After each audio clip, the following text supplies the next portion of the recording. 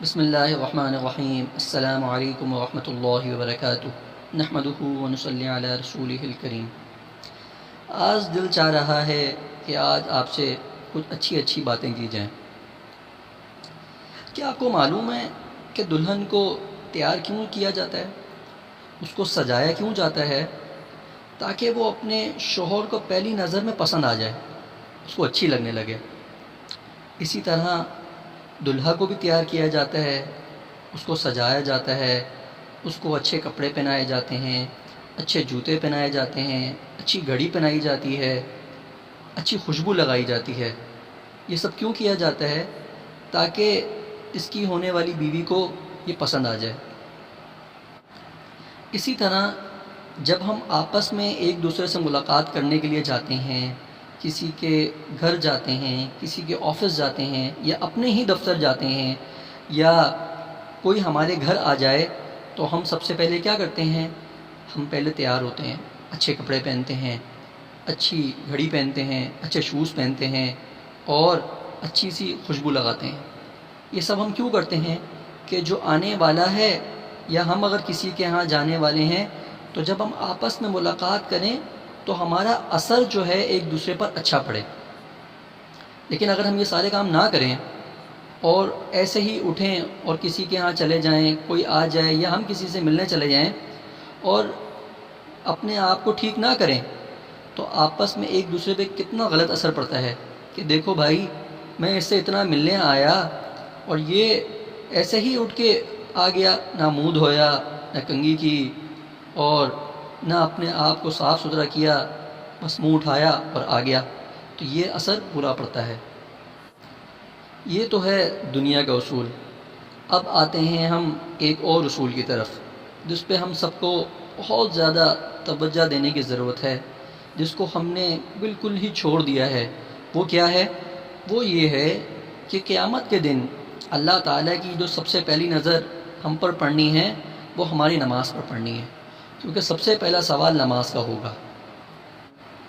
تو اس لیے ہماری نمازیں، جس کی نظر اللہ تعالیٰ کی نظر جو سب سے پہلے ہماری نمازوں پر پڑنی ہے، تو اس لیے ہم اپنی نمازوں کو ٹھیک کر لیں، تاکہ ہماری نماز بھی قیامت کے دن اللہ تعالیٰ کو پسند آ جائے۔ جیسے دلہا دلہن کو اور دلہن دلہے کو پسند آ جائے، جو میں نے آپ کو پہلے مثال دی، اسی طرح سے ہماری نماز بھی اللہ تعالیٰ کو پسند آ جائے۔ اب ہماری نماز کیسے درست ہوگی؟ تو میرے دوستوں، ہم نے کبھی 2 رکعت بھی ایسی پڑھی ہیں جو اللہ تعالیٰ کو پسند آ جائیں؟ ہم سوچیں، کیا ہم نے کبھی ایسی 2 رکعتیں پڑھی ہیں؟ ہم اپنی نمازیں کیسی پڑھتے ہیں یہ ہم سب کو خوب پتہ ہے۔ ہم اٹھتے ہیں، اذان ہوتی ہے، سب سے پہلے تو ہم وقت پر نماز نہیں پڑھتے، ہم اپنی نمازوں کو ٹالتے ہیں، آخری وقت تک ٹالتے ہیں، چھوڑ بھی دیتے ہیں، قضا بھی کر دیتے ہیں، اور اگر پڑھتے بھی ہیں تو بس فٹافٹ سے وضو کرتے ہیں اور 2 ٹکرے مارتے ہیں اور نماز پوری ہو جاتی ہے۔ اگر نماز پڑھنے کے بعد کوئی ہم سے پوچھے یا نہ پوچھے، ہم خود ہی اگر اپنے آپ سے پوچھیں کہ ہم نے پہلی رکعت میں کون سی صورت پڑھی، دوسری رکعت میں کون سی صورت پڑھی، تو میرے خیال میں شاید کسی کو بھی یاد نہ ہو کہ اس نے کون سی صورت پڑھی۔ کیوں؟ کیونکہ ہماری توجہ ہی نہیں ہوتی نماز میں، ہمیں فکر ہی نہیں ہوتی کہ ہم کس کے سامنے کھڑے ہو رہے ہیں۔ یہ تو صورتوں کی بات۔ اس سے پہلے اگر ہم نماز کی فکر کرتے ہیں تو ہم مسجد جاتے کیسے ہیں، ہمارا حلیہ کیسا ہوتا ہے، ہم کس طریقے سے جا کے مسجد میں اللہ کے سامنے کھڑے ہوتے ہیں، ہمارے کپڑے کیسے ہوتے ہیں، ہم گندے میلے کپڑے، بدبو والے کپڑے پہن کر مسجد چلے جاتے ہیں، جس سے لوگوں کو بھی تکلیف ہوتی ہے، دیکھنے والوں کو بھی تکلیف ہوتی ہے، اور اللہ تعالیٰ کے سامنے جس کی ہم عبادت کے لیے جا رہے ہیں، اور ہم اس کے سامنے کیسے کھڑے ہوتے ہیں کہ بالکل گندے غلیظ طریقے سے، نہ خوشبو لگاتے ہیں، نہ اچھے کپڑے پہنتے ہیں، نہ اچھی گھڑی پہنتے ہیں، اور ٹوپی تو پہنتے ہی نہیں ہیں۔ اگر ٹوپی پہنتے بھی ہیں تو الا ماشاء اللہ وہ شاید سال سے بھی نہیں دھلی ہوتی، اور اگر پہن بھی لیں تو پھٹی پرانی غلیظ قسم کی گندی ٹوپی پہن کے جاتے ہیں، اور اگر نہ ہو تو وہ جو مسجد کے اندر ٹوپی رکھی ہوتی ہے پلاسٹک کی ٹوپی ہم وہ پہنتے ہیں۔ میں اگر آپ سے یہ سوال کروں کہ آپ وہ پلاسٹک والی ٹوپی جو مسجد کے کسی ڈبے میں رکھی ہوتی ہے، کیا آپ وہ ٹوپی پہن کر کسی دعوت، کسی بھی محفل، کسی شادی بیاہ میں جا سکتے ہیں؟ کیا چلیں شادی بیاہ میں نہ بھی جائیں، کیا آپ وہ ٹوپی پہن کر باہر گلی میں بھی گھوم سکتے ہیں؟ اگر ٹوپی وہ پہن کر آپ گھومیں تو ہر بندہ کیا کہے گا؟ ہر بندہ کیا سوچے گا، یہ بندہ کون ہے، یہ کیسا ہے، کون سی ٹوپی پہن کے گھوم رہا ہے؟ وہ اس طرح کی ٹوپی ہوتی ہے کہ ہم باہر بھی نہیں پہن سکتے اس کو، لیکن ہم اس ٹوپی کو پہن کر مسجد میں اللہ کے سامنے نماز پڑھتے ہیں۔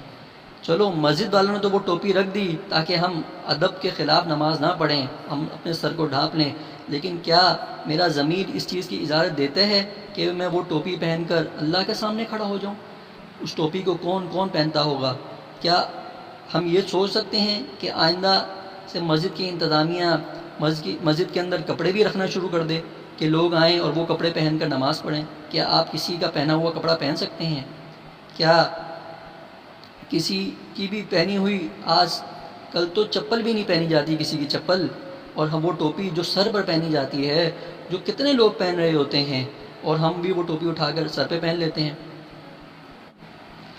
آج کل تو اگر کسی کو روزانہ پارک میں جاگنگ کرنے یا واک کرنے یا جم بھی جانا ہو تو اس کے لیے بھی ایک اسپیشل کپڑے رکھے جاتے ہیں، ٹراؤزر، شرٹس، اور اب ہم جب مسجد جاتے ہیں تو ہم اسی جم والے کپڑوں میں مسجد چلے جاتے ہیں، وہیں اللہ کے گھر میں جم والے کپڑوں میں چلے جاتے ہیں، پارک والے کپڑوں میں چلے جاتے ہیں، کیونکہ ہم نے کبھی اللہ کے دین کی فکر ہی نہیں کری، کبھی ہم نے اس کو سمجھا ہی نہیں، کبھی ہم نے اس کو اہمیت ہی نہیں دی، جبکہ ہم نے اپنی وارڈروب کے اندر ہر قسم کے کہ ہم یہاں جائیں گے تو یہ کپڑا پہننا ہے، وہاں جائیں گے تو یہ کپڑے پہننے ہیں، لیکن جب ہم مسجد کا ٹائم آتا ہے، اللہ کا ٹائم آتا ہے، تو ہم ویسے ہی جیسے بیٹھے ہوتے ہیں شارٹس پہن کے نماز پڑھ لیتے ہیں، ٹی شرٹس پہن کے نماز پڑھ لیتے ہیں، اپنے کپڑوں کو درست نہیں کرتے اور بالکل توجہ نہیں دیتے۔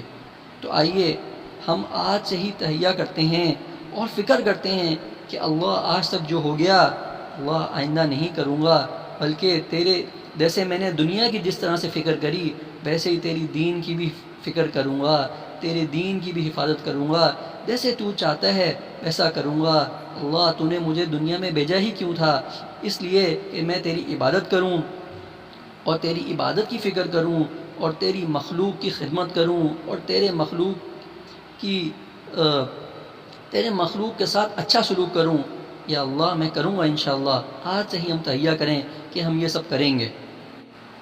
جیسے ہم ایک دوسرے کے ساتھ لوگوں کے ساتھ شکوہ کرتے ہیں نا کہ تم نے میرے لیے یہ نہیں کیا، میں نے تمہارے لیے یہ کیا، تو ویسے ہی اگر یوں سوچا جائے کہ اللہ تعالی ہم سے یوں کہیں کہ تم نے لوگوں کو دکھانے کے لیے سالوں اپنے آپ کو سجایا سنوارا، ان کے لیے یہ کام کیے، کیا تو نے کبھی اپنے آپ کو میرے لیے بھی سجایا؟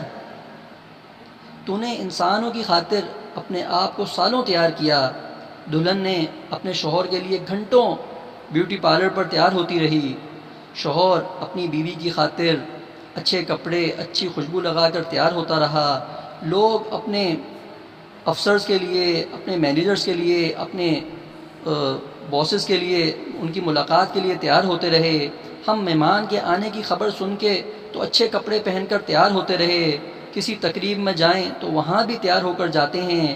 اللہ تعالیٰ جو ہیں اگر وہ ہم سے یوں کہہ دیں کہ کیا تو نے کبھی اپنے آپ کو میرے لیے بھی ایسا تیار کیا ہے؟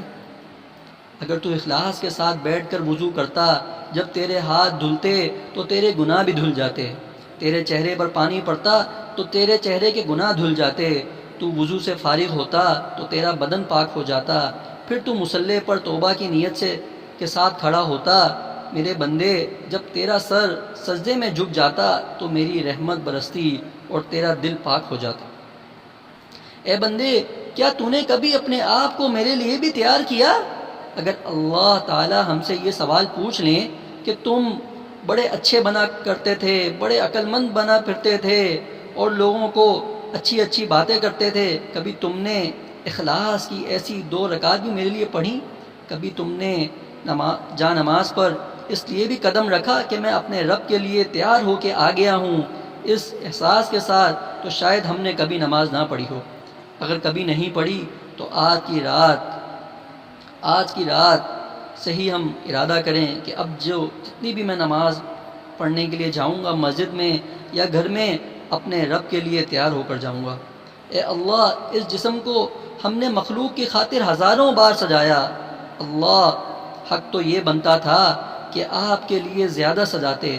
آج بات سمجھ میں آ گئی، اللہ آج آپ کے سامنے ساری دنیا کو پیچھے کر کے تکبیر پڑھ کے کھڑے ہوں گے۔ مولا، آپ کی محبت کی تلاش میں آج نماز پر ہم اس لیے کھڑے ہوں گے کہ ہم سجدے میں سر جھکائیں گے، پھر دامن پھیلائیں گے۔ اللہ، آپ ہمارے دامن کو بھر دیجئے گا۔ ہم تو آپ کو چاہنے کے لیے یہاں آئے ہیں۔ اللہ، تیرے بنا بھی کیا جینا، آپ کے بغیر زندگی کا کیا مزہ۔ جب اس طرح اللہ سے دعائیں مانگیں گے تو اللہ رب العزت کی رحمت جوش میں آ جائے گی۔ اللہ تعالی ہمارے دلوں کو صاف فرما کر ان کو اپنی رحمت کے نور سے منور فرما دیں گے۔ لہٰذا یہ نیت کریں کہ جو بات بھی ہم نے اب تک سنی، اللہ ہمیں اپنی محبت عطا فرما دیجئے۔ ہم آپ سے آپ کی محبت مانگتے ہیں، یا اللہ ہمیں آپ کی ایسی محبت نصیب فرما دیجئے کہ ہمیں اپنی ایسی یاد نصیب فرما دیجئے کہ ہمیں جان نکلنے کا بھی پتہ نہ چلے۔ وآخر دعوانا ان الحمد للہ رب العالمین۔